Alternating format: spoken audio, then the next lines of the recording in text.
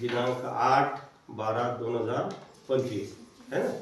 आणि आजच्या दिवशी संत जगनाडे महाराज तेली समाजाचे, आपल्या ज्या जाती व्यवस्था त्याप्रमाणे तेली समाजाची होती, त्यांची आज जयंती आहे. आणि त्या जयंतीला अनुसरून या ठिकाणी आज तुमच्यामध्ये रमण्याचा आनंद घेण्याचा योग आलेला आहे. प्रथम आजच्या आपल्या कार्यक्रमाच्या प्रसंगी आपल्या शाळेचे मुख्याध्यापक तायडे सर, वरंडे सर आणि माळोदे मॅडम आणि अत्यंत चेहरे असे उत्साही दिसणारे तुमचे बालमित्र आणि मैत्रिणी. आपण थोडं वेगळ्या पद्धतीनं अभ्यास तर रोजच करता तुम्ही, आनंददायी पद्धतीनं अभ्यास करू आहे का नाही. आता आनंददायी पद्धत ही म्हणजे हसत खेळत शिक्षण त्याला म्हणतात, जॉयफुल एज्युकेशन आहे का नाही. तर त्या दृष्टीनं मी सुरुवातीला तुमच्यासमोर आता माळोदे मॅडम आहे इथं मुली आहेत ज्यांनी प्रथम या देशामध्ये ज्या ज्या महामानवांनी आपल्या स्वातंत्र्यासाठी, आपल्या हक्कासाठी आंदोलन केली आणि आपल्या देशाला चांगले दिवस येण्यासाठी जे कर्तृत्व केलं आहे त्या सर्व महामानवांना त्या ठिकाणी अभिवादन करतो. ज्यांची आज जयंती आहे ते जगनाडे महाराज त्यांना अभिवादन करतो. आणि खरे आमच्या शिक्षण खात्याच्या विद्येच्या देवता सावित्रीबाई फुले कोण आहे? सावित्रीबाई फुले. तर त्यांचा पोवाडा इथं गातो आणि मग आपण दुसरा कार्यक्रम घेऊया. आवडतात तुम्हाला गाणी? आवडतात ना? आहे का माईक? नाही सर. ठीक आहे, काय हरकत नाही. आपली एवढी मुलं आहे काही तो होऊन जाईल. तर पोवाडा हा प्रकार एक, हे लोकगीताचे प्रकार आहे. लोकगीतं खूप महाराष्ट्रामध्ये वासुदेव आहे, गोंधळ आहे, पोतराज आहे, भारुड आहे, लावणी आहे, जागर आहे, फटका आहे, पोवाडा आहे. हे वेगवेगळे प्रकार आहेत. त्यातला पोवाडा हा जो प्रकार आहे हा प्रकार याच्यामधून वीर रस निर्माण होतो. किती? कोणता रस निर्माण होतो? तुम्ही बोलत जा माझ्यासोबत. कोणता रस निर्माण होतो? वीर रस. तर वीर रसामुळे अंगामध्ये असं स्फुरण येते, स्फूर्ती येते आणि ती स्फूर्ती तुम्हाला यावी म्हणून मी या ठिकाणी आता आमच्या ज्या खऱ्या अर्थानं आमच्या स्त्रियांचं अस्तित्व त्यांना बहाल करण्यासाठी या देशामध्ये भारतात पहिली मुलींची शाळा पुणे येथे काढून ज्यांनी स्त्रियांच्या शिक्षणाची सुरुवात केली त्या आमच्या क्रांतीज्योती सावित्रीबाई फुलेंना मानाचा मुजरा करतो. आधी नमन जिजाऊ शिवबाला, आधी नमन जिजाऊ शिवबाला, ज्योतिरावांना बाबासाहेबांना डफावर थाप तुंतुण्यातान, शायर हा महाराष्ट्राचा प्राण, सावित्री माईचे गात गुणगान जी जी जी, सावित्री माईचे गात गुणगान जी जी जी. धन्य धन्य सावित्री माई थोर,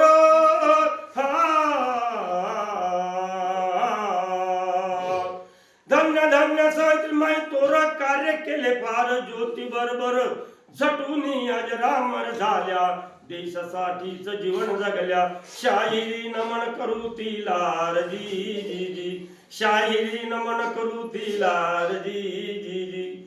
1831 सालाला, 1831 सालाला नाया गावाला जन्मली बाला, आनंद झाला पिता खंडोजीला, आनंद झाला माता लक्ष्मीबाईला, सावित्री माई ठेवले नावाला जी जी जी.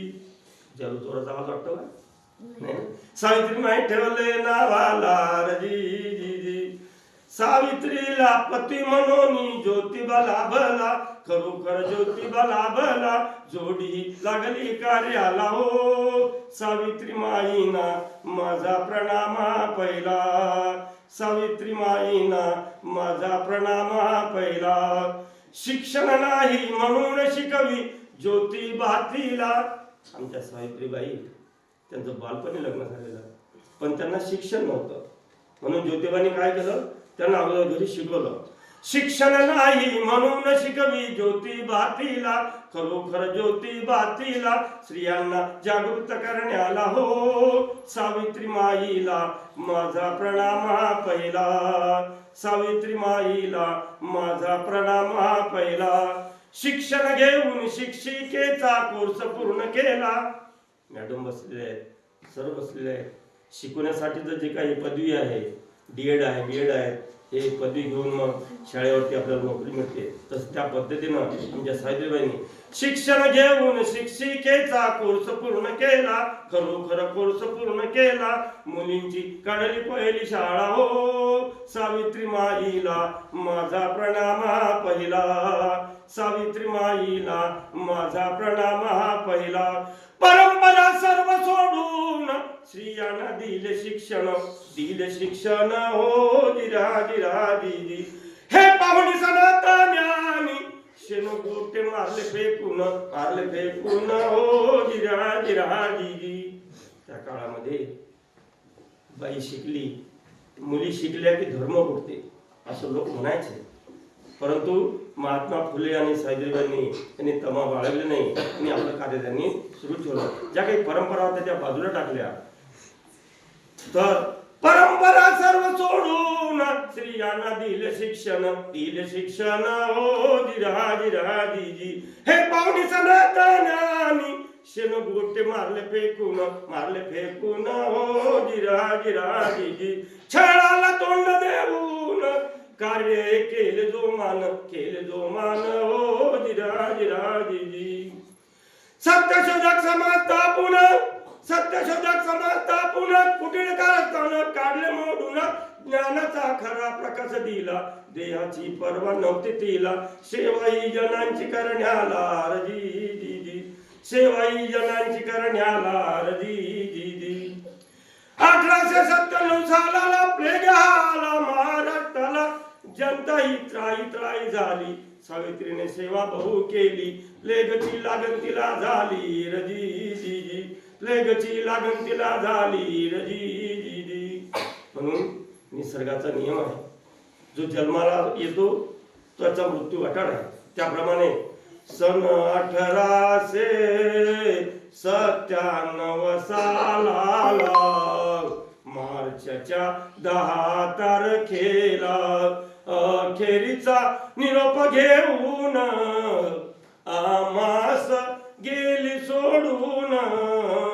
करू स्मरण तिचे बोध नवा घेण्याला. हा मुजरा त्या मातेला, हा मुजरा त्या मातेला. मनुष्य किती दिवस जगला यापेक्षा कसा जगला याला महत्व असते. नाहीतर मग जे स्वतःसाठी जगतात ते मरतात, जे इतरांसाठी जगतात ते मरूनही जिवंत असतात. त्याप्रमाणे आज संत जगनाडे महाराज हे आपल्यामधून गेलेले असले तरी त्यांचं खूप कार्य महान आहे, ते मी तुम्हाला सांगणारच आहे. म्हणून सर्वांनी एकच गोष्ट ध्यानात ठेवायची आहे. स्वार्थाचे बंध तोडून त्याग करून वर्तले जन. शिकवण हीच ध्यान धरा, त्यागाने वाढवा प्रेम जरा. स्वार्थाविन जन सेवा करा, बावस्कर करी तुम्हा मुजरा. देशासाठी झटा आणि मारा रजी. देशासाठी झटा आणि मारा रजी. बोला जय ज्योती जय क्रांती म्हणा. जय ज्योती जय क्रांती. जरा जोरात म्हणा, जय ज्योती जय क्रांती. जय ज्योती जय क्रांती. आवाज आहे तुमचा, मला खूप आनंद झाला मोठ्याने तुम्ही म्हटलं. तर मित्रांनो, खरी विद्येची देवता सांगली येते. कारण महात्मा फुले म्हणायचे की एक माणूस शिकला तर एकटा शहाणा होतो, एक बाई जर शिकली तर पूर्ण कुटुंब शहाणा होते.